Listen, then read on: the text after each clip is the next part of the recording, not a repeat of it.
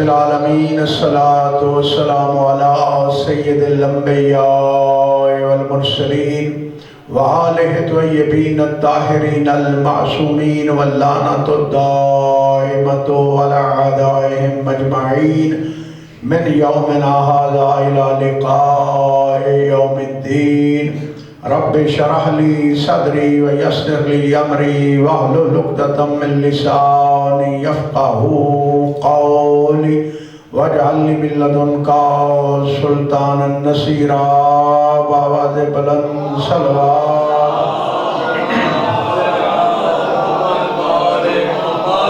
اما بعد فقد قال اللہ تبارک و تعالی فی کتابہ المجید والفرقانہ الحمید وہو اصدق القائلین وقولہ الحق۔ بسم اللہ الرحمن الرحیم۔ یا ایھا الذین آمنوا لا تدخلوا بیوت النبی الا ان یؤذن لکم بآواز بلند صلوات۔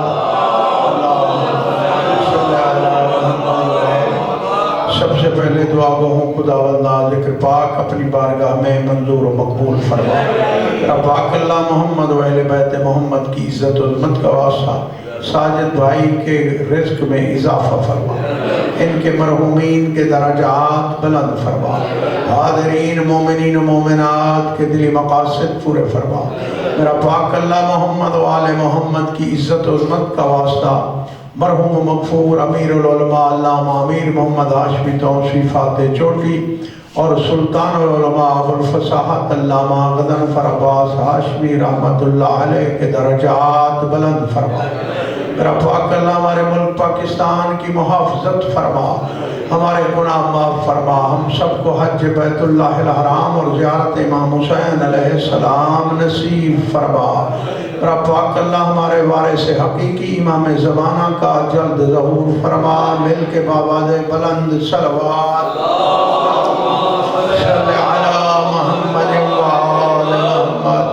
نعرہ تکبیر، ڈھیر سارا مجمع ہے، سارے احباب مل کر جواب دو، نعرہ تکبیر، نعرہ رسالت، نعرہ رسالت، نعرہ حیدری، نعرہ حیدری۔ آباد و شاد رہو، توجہ ہے، سلامت رہو بھائی۔ آپ جانتے ہیں کہ موضوع ہے جناب امام زمانہ سلام اللہ علیہ، تو یہ بھی آپ کو علم ہے کہ پاکستان میں نہیں بلکہ پوری دنیا میں جہاں جہاں بھی اردو زبان یا سرائیکی زبان بولی جاتی ہے وہاں پر اپنی علم اور خطابت سے سرکار امام زمانہ کا تعارف جو سلطان العلماء ابو الفصاحت علامہ غضنفر عباس ہاشمی کرا کے گئے ہیں، ہماری نہ تاب ہے نہ ہمارا علم ہے، ہماری اب ڈیوٹی لگی ہے تو کوشش کریں گے کہ جتنا ہم سے ہو سکتا ہے، ہم وہ تو نہیں بن سکتے، کوشش یہ ہوگی کہ کم از کم سلطان العلماء کی خوشبو آئے گی۔ سلامت رہو جی، جو اعتراف ہے یہ حقیقت ہے۔ یا علی علی یا علی علی یا علی علی اراد آباد و شاد رہو بھائی، آپ کی خیر ہو۔ ہم کوئی جتنا بھی علم کے گھوڑے دوڑا دے، علامہ غضنفر عباس ہاشمی کے قدموں کی دھول کو بھی نہیں چھو سکتا۔ یہ حقیقت ہے، یہ حقیقت ہے۔ وہ کہہ کے بھی گئے ہیں اور یہ ساری دنیا جانتی ہے، ازر من الشمس ہے۔ تو آج میرا دل یہ ہے کہ میں آج آپ کو سرکار امام زمانہ بادشاہ کے جو سرداب مقدس کے اوپر جا کے ہم ہر زائر اپنے ہاتھ میں مفاتی پکڑتا ہے، ٹھیک ہے، یا زیارت نامہ، تو وہاں پہ جو اذن دخول پڑھا جاتا ہے نا، اس کے 2 یا 3 جملے میں نے آپ کو سنانے ہیں، اور یہ میرا وعدہ ہے آپ سے، انشاءاللہ العزیز آپ کے لیے مولا امام زمانہ کی معرفت کا ایک قدم مزید بلند ہو جائے گا۔ آئیے میں آپ سے وعدہ کر رہا ہوں، اللہ جل اللہ جل بآواز بلند کو، اللہ جل اللہ جل یا علی یا علی یا علی مدد حق ہے۔ سلامت رہو بھائی، آباد و شاد رہو۔ چونکہ اذن دخول پڑھنا چاہ رہا تھا تو اس لیے میں نے سورہ مبارکہ احزاب کی آیت کو سرنامہ کلام قرار دیا ہے۔ اللہ نے حکم دیا ہے یا ایھا الذین آمنوا لا تدخلوا بیوت النبی الا ان یؤذن لکم الی طعام غیر ناظرین اناہ۔ اللہ کہتا ہے اے ایمان والو تم کبھی بھی نبی کے گھروں میں داخل نہیں ہو سکتے۔ نبی کا گھر نہیں کہا، بیت نبی نہیں، بیوت النبی، نبی کے گھروں میں داخل نہیں ہو سکتے۔ اس وقت ہو سکتے ہو جب تمہیں اجازت ملے اور کھانے کی اجازت ہو۔ جب کھانا کھانے لگو تو اپنی نظریں نیچی کر کے رکھنا، نبی کے گھر کے برتنوں کو بھی نہ دیکھنا۔ جاگو بھائی، میں قرآن پاک کی آیت پڑھ رہا ہوں، آیت ہے غیر ناظرین اناہ، خبردار نبی کے گھر کے برتنوں کو بھی نہ دیکھنا۔ تو اب یہاں پہ بات آ گئی ہے، اللہ نے حکم دیا ہے، فعل امر ہے، وجوب پہ دلالت کرتا ہے، غیر ناظرین اناہ، خبردار نبی کے گھر کے برتنوں کو نہ دیکھنا۔ اور جب سارے مہمان نبی کے دسترخوان پر ہوں، حکم یہ ہے کہ نبی کے برتن نہ دیکھو، نبی کے ناموس کو کیسے دیکھ سکتے ہیں؟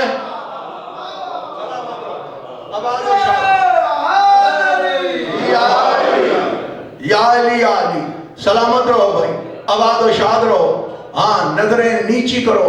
اور دوسری بھائی غنفر، کاشف بھائی، ساجد بھائی، ایم قاسم جوید صاحب، بڑی اہم بات کی ہے خداوند عالم نے، غیر ناظرین اناہ، برتنوں کو نہیں دیکھنا۔ اب برتن تو سامنے ہوتے ہیں، کیسے نہ دیکھے؟ تو مطلب یہ ہے کہ اپنی جھولی میں دیکھو۔ بندہ جب جھولی میں دیکھتا ہے تو نظریں نیچی ہو جاتی ہیں، جھک جاتی ہیں۔ تو اس کا مطلب یہ ہے خداوند عالم ہم سے نبی کے برتنوں کی بھی تعظیم کرا رہا ہے۔ آباد و شاد رہو بھائی، یہ قرآن ہے، آیت ہے، نبی کے برتنوں کی یہ تعظیم ہے کہ نظریں نیچی کر لو۔ اگر نبی کا کوئی فرزند آ جائے تو ہمارے لیے تعظیم کتنی واجب ہو جائے گی۔ تو اس لیے میں نے یہ آیت پڑھی ہے کہ اللہ کہہ رہا ہے، ہاں بیت نہیں کہا، بیوت النبی، نبی کے کسی بھی گھر میں۔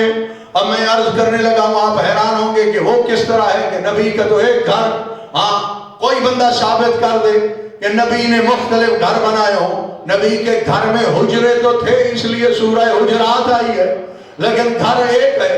اللہ کیوں کہہ رہا ہے یا ایھا الذین آمنوا لا تدخلوا بیوت النبی، اے ایمان والو نبی کے گھروں میں داخل نہ ہونا؟ تو سر اٹھا کے سنو، اس کی وجہ کیا ہے؟ کیوں کہہ رہا ہے خدا؟ قرآن ہے، اللہ کا ارشاد ہے۔ تو اللہ کی نگاہ میں جو محمد مصطفیٰ کے گھر کی عزت ہے وہی قائم زمانہ کے گھر کی عزت ہے۔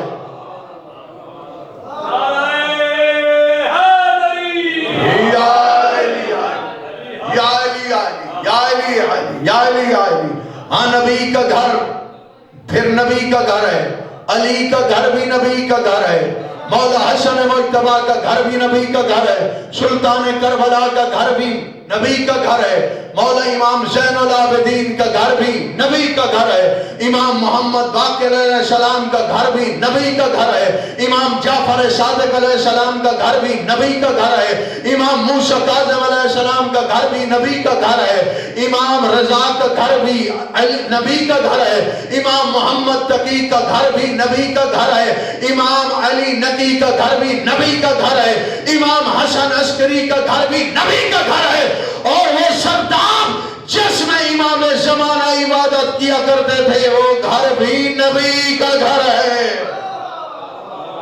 سلامت رہو، آباد و شاد رہو، مل کے نبی کا گھر ہے، ان کے گھر سارے نبی کے گھر ہیں۔ اس لیے خدا نے کہا ہے اے ایمان والو خبردار نبی کے گھروں میں بغیر اجازت کے داخل نہ ہونا۔ ٹھیک ہے، اجازت بھی مل جائے اِلیٰ طعام، کھانے کی، غیر ناظرین اناہ، خبردار نبی کے گھر کے برتنوں کو بھی تم نے نہیں دیکھنا، یعنی نبی کے گھر کے برتنوں کا بھی تم سے پردہ ہے۔ تو معلوم ہوتا ہے ہم اور ہوتے ہیں، نبی اور ہوتے ہیں۔ کسی کوئی بندہ جتنا بھی بڑا کوئی پردہ دار ہو اس کے برتنوں کا کوئی پردہ نہیں ہوتا، حالانکہ وہ جمادات میں سے ہوتے ہیں، پتھروں کے ہوتے ہیں، اس زمانے میں تو برتن ہی پتھر کے تھے۔ اللہ نے کہا یہاں نظریں نیچی کرو، تو جب بارگاہ امام میں جاؤ تو تمہاری کیا حالت ہونی چاہیے۔ اب میں آپ کی خدمت عالیہ میں 2 یا 3 جملے پڑھنے لگا ہوں، یہ جو سرداب مقدس کا اذن دخول ہے، ہاں بغیر اجازت کے داخل نہیں ہونا نبی کے گھر میں۔ 14 کا گھر نبی کا گھر ہے، اس لیے تو فرما گئے اولنا محمد و آخرنا محمد و اوسطنا محمد و کلنا محمد، ہم سارے کے سارے محمد ہیں، جس کا گھر بھی ہو وہ محمد مصطفیٰ کا گھر ہے۔ وہاں پہ ہر کوئی پڑھتا ہے، اذن دخول کا مطلب یہ ہوتا ہے داخلے کی اجازت۔ اجازت ہے میں اندر آ جاؤں، پڑھنا بھی پڑتا ہے اور علامت بھی ہوتی ہے۔ علامت یہ ہوتی ہے کہ اس وقت تک اجازت نہیں ملتی جب تک انسان کی آنکھ سے آنسو نہ نکلے۔ جو ہی آنسو آتا ہے قبولیت کی دلیل ہوتی ہے، مہر لگتی ہے، آنسو آتا ہے، اس وقت حکم ہے کہ اندر داخل ہو جایا کرو، ورنہ دعائیں مانگا کرو کہ ہماری منظوری ہو جائے، ہمیں اجازت مل جائے، ٹھیک ہے نا۔ یہ آنسو کا آنا اجازت ہے۔ وہاں پہ کہنا یہ پڑتا ہے اللہم اللہم، کیا بات ہے، خداوند عالم کو پکارا جاتا ہے جب ان کی دہلیز پہ بندہ کھڑا ہوتا ہے، پکارتا خداوند عالم کو ہے۔ اللہم ان ہذہ بکات طہرتہا وعقوۃ شرفتہا ومعالم زکیتہا اذ جعلت فیہ ادلۃ التوحید واشباہ عرش المجید۔ میں ابن دخول پڑھ رہا ہوں، ہاں حیرت سے باہر آؤ گے، 10 دن حاضریاں ہیں، انشاءاللہ تعجب نہ کرو کہ میں آپ کی خدمت عالیہ میں یہ دیکھنا کہ کتنے اہم جملے ہیں۔ اس کا مطلب کیا ہے کہ اے میرے اللہ، یہ جو بقا ہے معمولی بقا نہیں ہے، یہ وہ بقا ہے جس کو تو نے خود طاہر کیا ہے۔ اور جاگو علی والو، جاگو، نیاز حسین جاگو بھائی۔ مولا امام زمانہ بادشاہ کے سرداب مقدس پر جو اذن دخول ہے اس کا پہلا جملہ یہی ہے، اے میرے اللہ، یہ وہ بقا ہے جس کو تو نے خود طاہر کیا ہے۔ اگر آپ چاہو تو قرآن پاک سے پوچھیں کہ کس نے کس کو طاہر کیا ہے۔ وَإِذْ جَعَلْنَا الْبَيْتَ مَثَابَةً لِلنَّاسِ وَاتَّخَذُوا مِن مَّقَامِ إِبْرَاهِيمَ مُصَلًّى وَعَهِدْنَا إِلَىٰ إِبْرَاهِيمَ وَإِسْمَاعِيلَ أَن طَهِّرَ بَيْتِيَ لِلطَّائِفِينَ وَالْعَاكِفِينَ وَالرُّكَّعِ السُّجُودِ۔ اللہ کہہ رہا ہے ہم نے عہد لیا ہے جناب ابراہیم اور جناب اسماعیل سے، کیا کہ میرا گھر پاک رکھو۔ کن کے لیے؟ طواف کرنے والوں کے لیے، اعتکاف میں بیٹھنے والوں کے لیے، رکوع کرنے والوں کے لیے اور سجدہ کرنے والوں کے لیے۔ تو جملہ کہنے لگا ہوں بیت اللہ ہے، اور جس کی طرف کائنات اپنا چہرہ کر کے نماز پڑھتی ہے، کوئی بندہ بیت اللہ کی طرف اپنا چہرہ کر کے نماز نہ پڑھے تو نماز قبول نہیں ہوتی۔ اس کی طہارت کی باری آئی، اللہ کہتا ہے ابراہیم تو اس کو طاہر کر، اسماعیل تو طاہر کر، لیکن جب امام زمانہ کے سرداب کی طہارت کی بات آئی، اللہ کہتا ہے خود میں نے اس جگہ کو طاہر کیا ہے۔ آباد و شاد رہو۔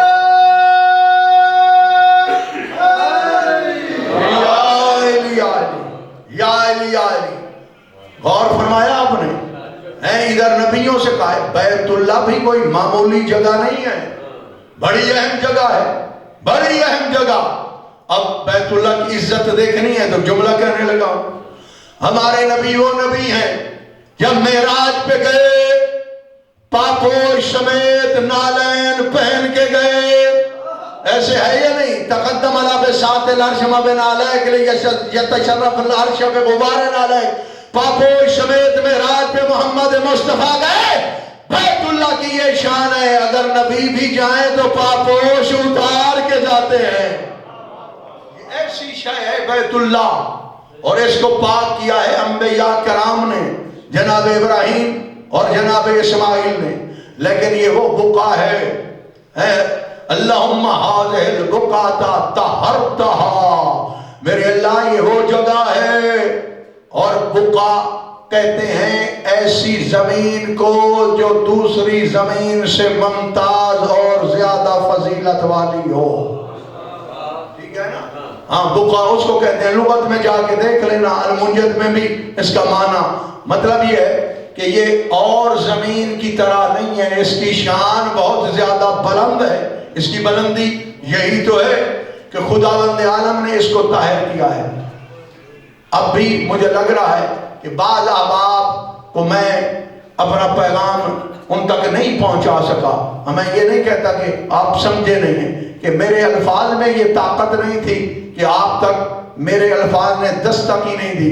تو میں ایک اور آیت پڑھتا ہوں کہ یہ وہ بقع ہے، سرکار امام زمانہ کا سرداب ہے بھائی، سرداب ہے، وہاں پر وہ کہنا پڑتا ہے، ہر کوئی کہہ کے آتا ہے، چاہے اس کو مطلب آتا ہے یا نہیں آتا، علماء بھی اور عوام بھی، کیونکہ یہ تو حکم ہے، ہر کوئی آداب زیارت کے دور میں پڑھتا ہے، جو کچھ لکھا ہوا ہے مفاتی میں ہے، زیارت نامے میں ہے، تو یہ کہنا پڑتا ہے میرے اللہ یہ وہ بقع ہے جس کو تو نے خود طاہر کیا ہے۔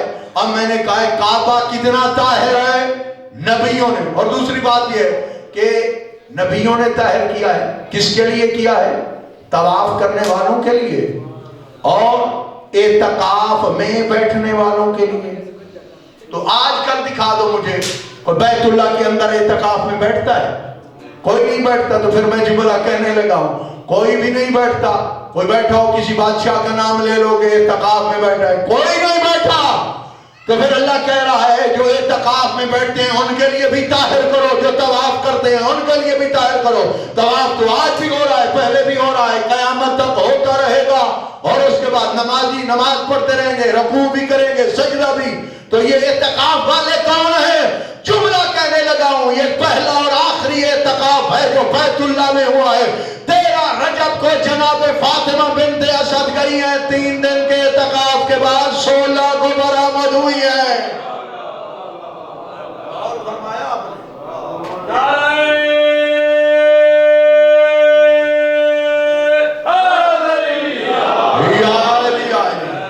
ان کے لیے تم میرا گھر طاہر کرو، اور اللہ کہتا ہے کہ اس کو خود میں نے طاہر کیا ہے، اس بقع مبارکہ کو میں نے خود طاہر کیا ہے۔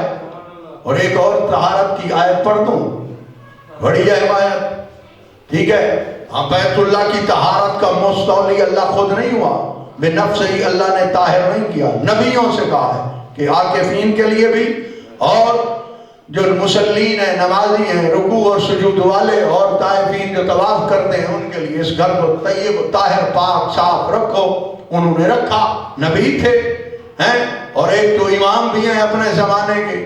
تو اللہ نے ہمیں درس دیا ہے، اگر کائنات عالم کے امام کا ظہور جس جگہ پہ ہو اس کو عام بندہ صاف نہیں کر سکتا، تمیز نہیں کر سکتا، پاک نہیں کر سکتا، وہ کر سکتا ہے جو نبی بھی ہو، شجرۃ الانبیاء بھی ہو، اللہ کا خلیل بھی ہو، اپنے زمانے کے لوگوں کا امام بھی ہو۔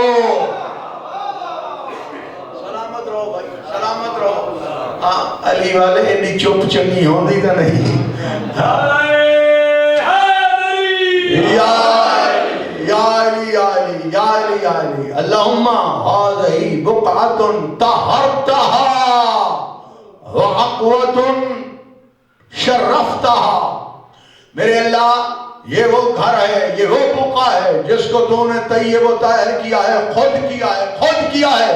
ایک میں آیت پڑھنے لگا ہوں، انما یرید اللہ لیذھب عنکم الرجس اہل البیت ویطہرکم تطہیرا۔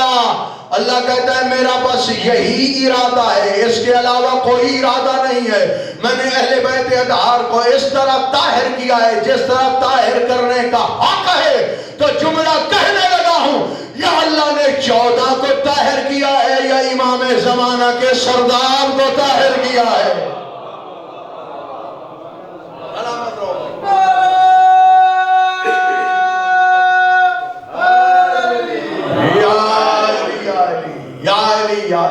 وعقوۃ، اور یہ وہ جگہ ہے، یہ وہ صحن ہے، بعض علماء نے اس کا معنی دربار بھی کیا ہے. یہ وہ دربار ہے جس کو تو نے شرف عطا کیا ہے، جس کو تو نے بلندی عطا کی ہے، جس کو تو نے بہت بڑا مرتبہ عطا کیا ہے. اب جاگنا، یہ فقط اذن دخول پڑھا جا رہا ہے. اذن دخول، سرداب مقدس کا اذن دخول. جہاں سیڑھیوں کے اوپر آپ کھڑے ہوتے ہیں، ابھی نیچے ہی کوئی نہیں اترتا، اذن دخول پڑھا جاتا ہے. اس کے بعد نیچے اتر کے سرداب مطہر کی زیارت کی جاتی ہے.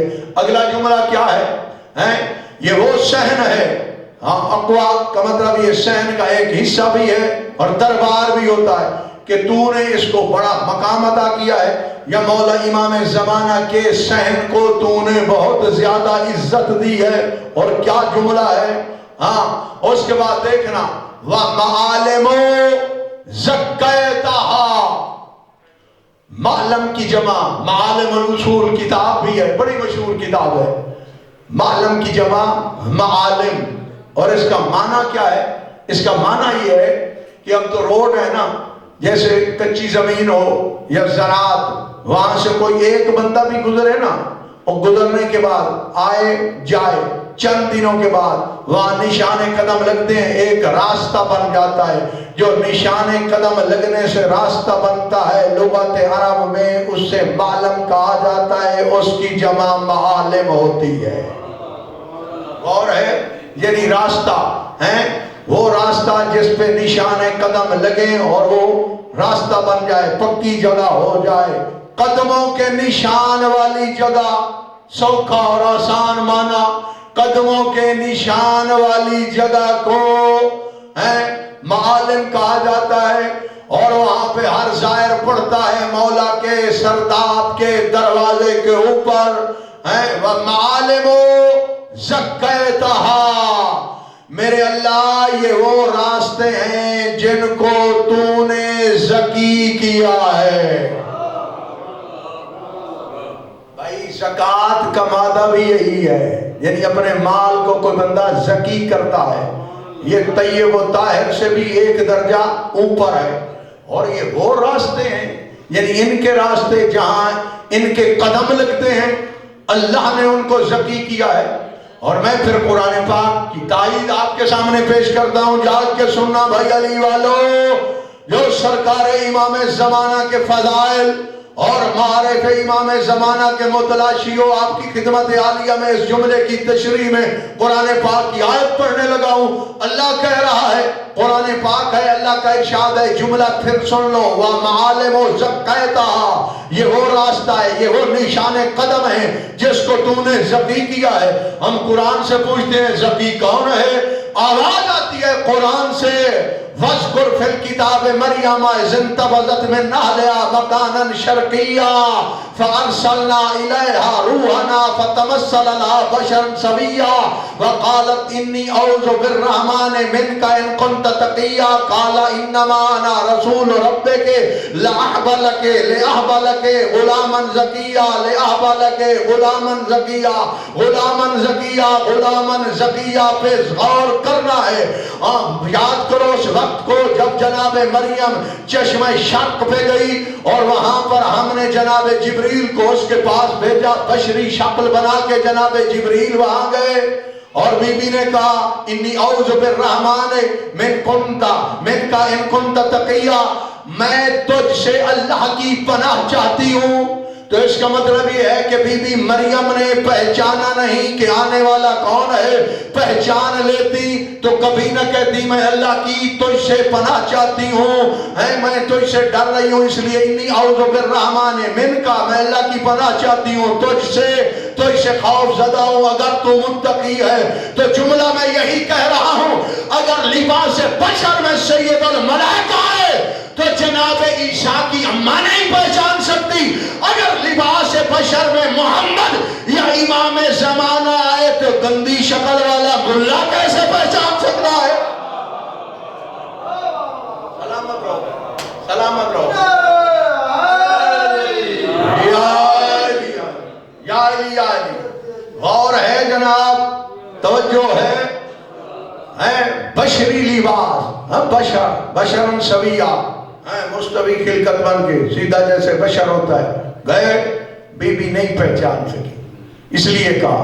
تو آگے جناب جبریل نے کیا کہا کہ ڈرو نہیں، انما انا رسول ربک، میں تیرے رب کا بھیجا ہوا رسول ہوں. کہاں سے دوں؟ کیوں آئے ہو؟ لِأَحْبَ لَكَ غُلَامًا زَكِيًّا، اس لیے آیا ہوں تاکہ میں تجھے زکی بیٹا دے دوں. زکی بیٹا دوں، زکی بیٹا، پاک بیٹا دوں، زکی بیٹا دوں پاک. اور یہی لفظ زکی ہے، یہی وَمَعْلِمُ زَكَّيْتَهَا. یہاں پر جناب عیسیٰ کی طہارت یہ ہے کہ زکی بیٹا ہے، بغیر باپ کے ہے. ٹھیک ہے، والدہ کی شادی نہیں ہوئی، اللہ نے بغیر مس سے بشر کے جناب عیسیٰ کو پیدا کر کے دنیا کے لیے آیت بنا کے بھیجا. اور وہاں ظاہر پڑتا ہے سامرہ میں مولا امام زمانہ کے سرداب عطار کے دروازے پر وَمَعَالِمُ زَكَّيْتَهَا.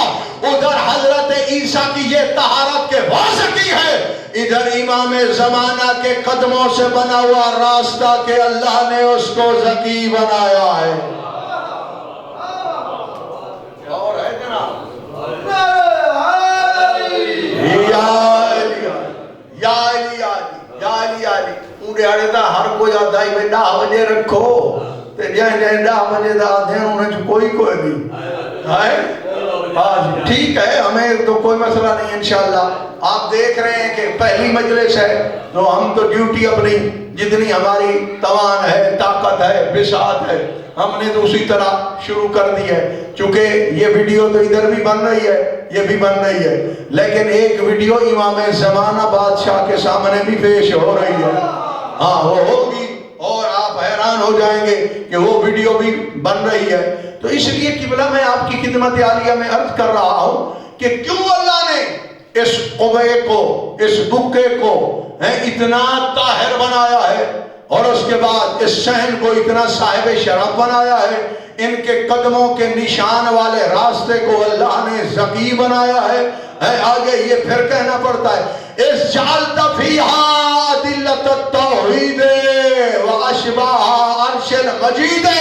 اور یہ ہونا بھی چاہیے، یہ راستہ زکی ہونا چاہیے، یہ بقا، یہ جو جگہ ہے یہ طیب و طاہر بھی ہو، اس کا مقام بلند بھی ہو. اس کی وجہ یہ ہے چونکہ تو نے خود اس جگہ اپنی توحید کی دلیلوں کو قائم کر رکھا ہے.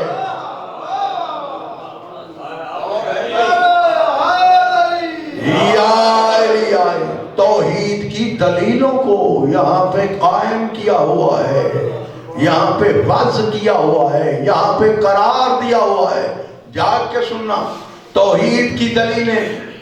ٹھیک ہے، کوئی کہتا ہے جی آپ پڑھے لکھے نہیں ہیں، کسی سے کوئی کہتا ہے مثال دے رہا ہوں، وہ آگے کہے گا نہیں میں پڑھا لکھا ہوں.